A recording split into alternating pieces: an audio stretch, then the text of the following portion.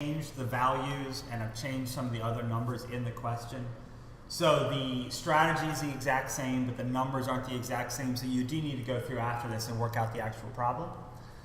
We have a function that models the path of an object projected into the air.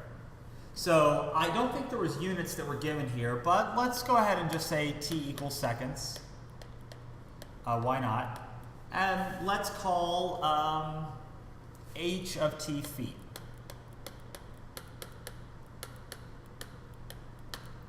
We do know that t is time, and it's probably seconds. And negative 16, actually if you see a negative 16 here, that's a clue that it's feet. If this was, I think, negative 9.8, or maybe it's, no, negative 4.9, that would have been meters. But I kind of know from teaching calculus that this is probably a feet problem. It doesn't really matter. What really matters is what h of 3 means.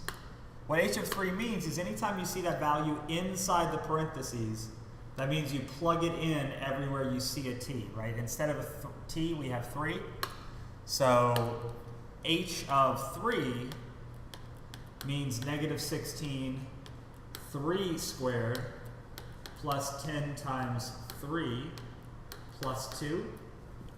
And we could work out, some of this by hand, but let's just go ahead and type it into the graphing calculator because I think we're going to need it eventually for some of the multiplication. So we have negative 16, 3 squared, plus 10 times 3, which is going to be 30, but let's just do 10 times 3, plus 2. And we get negative 112. This is actually a little bit odd to get a negative number, but I think the homework is also a negative number, so I wanted to put that in the example. If we wanted to be very literal about the meaning of this value, and I'm going to erase this so I have room to write, so just be ready for that. This is going bye-bye. 3, 2, 1.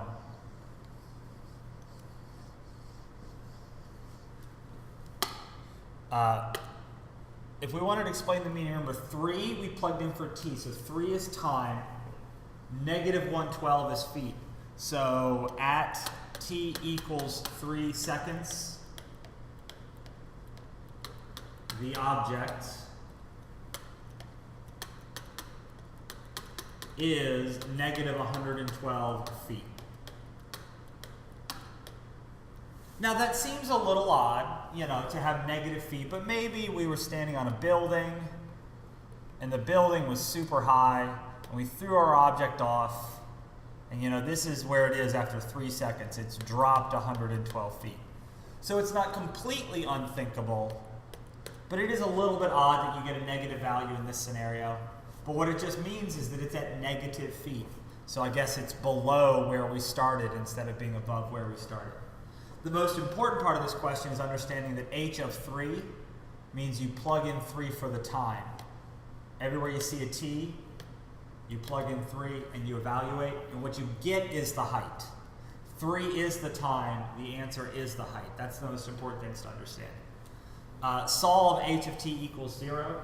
So it doesn't say solve by hand, but I do think if you see this, it feels like you have to do it by hand.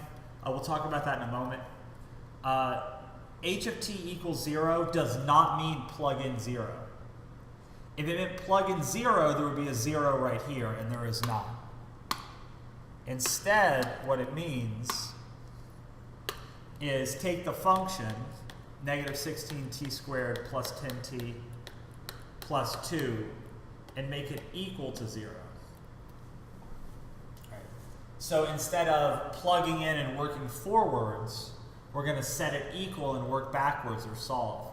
So we have a quadratic here. We cannot just split it, box it, move it, solve it. We have to factor if we want to solve this by hand.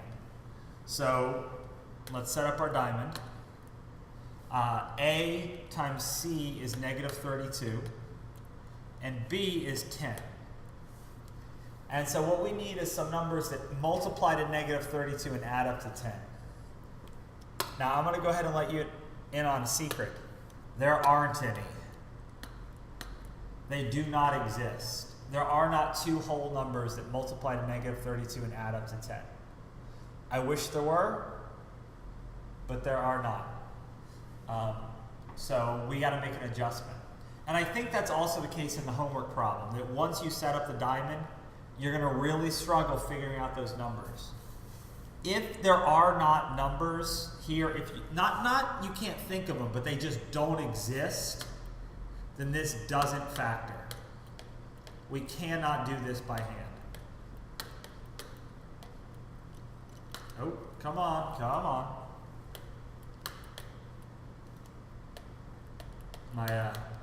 My pen, my magic pen is acting a little funky today. Yeah, but if we can't come up with numbers here, then it doesn't factor. So we're just going to go over and use the graphing calculator. Let's go to our y equals menu. Let's enter in the function. So negative 16.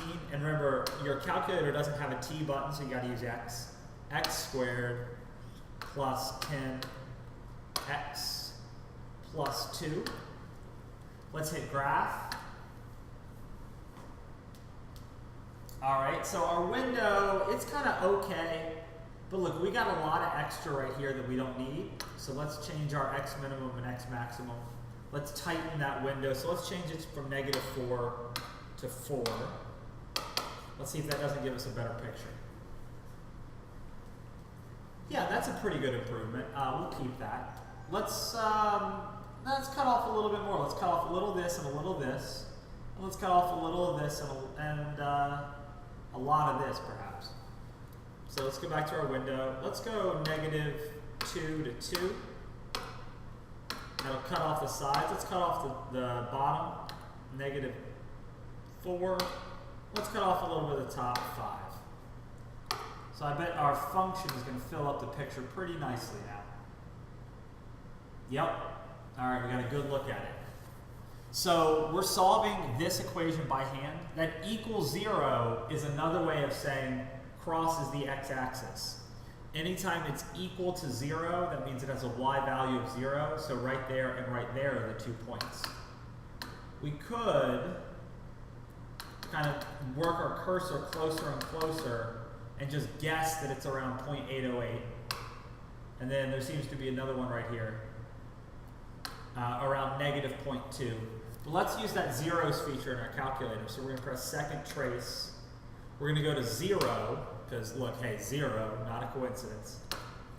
And then let's do this one. Let's do the one on the left first. So we have our cursor here. We're going to use the left button until our cursor is to the left of the point and hit enter. Right boundary means we got to work our way back to the right until we're to the right of the point we're looking for and hit enter. And then guess just means getting close and hit enter. So let's go with that for our guess. All right, there we go. So we got one of our solutions. It's t equals negative 0.159, right? And look, that's a pretty odd number. Usually when we factor, we either get whole numbers or we get pretty simple fractions. So this is another reason we weren't able to factor it, because our answer is a very specific and very unusual decimal value. So if we had gotten a whole number here, let's just say we did this and we got negative 1 as an answer, that meant we probably could have done this by hand, and we might want to go back and try to find some diamond values again. But we got a very funky decimal, and that's because we had a situation that was not really doable by hand. I think the homework problem works the same way. We still need to find that other x-intercept. So let me get back on my cursor here. Let's go back to the menu. Let's select 0 again. And this time we're going to be focused on this x-intercept. So we want to move the cursor just a little to the left of that point. So if this is the point, right now we're a little to the left of that point, and let's hit enter. Right boundary, let's work it on the right side of the x-intercept, so we're a little to the right, hit enter, and then guess right about there, hit enter. Okay, and then we have our other 0. So let's write that down. T equals 0.784. So once again, a funky decimal, which is why this was a calculator problem and not a by hand problem. if we got like x equal 2 as an answer, we probably want to go back and see if we can factor it and do it by hand. But this is another good sign that this is not really doable by hand. Okay. I'm going to erase kind of this stuff because we don't need it anymore.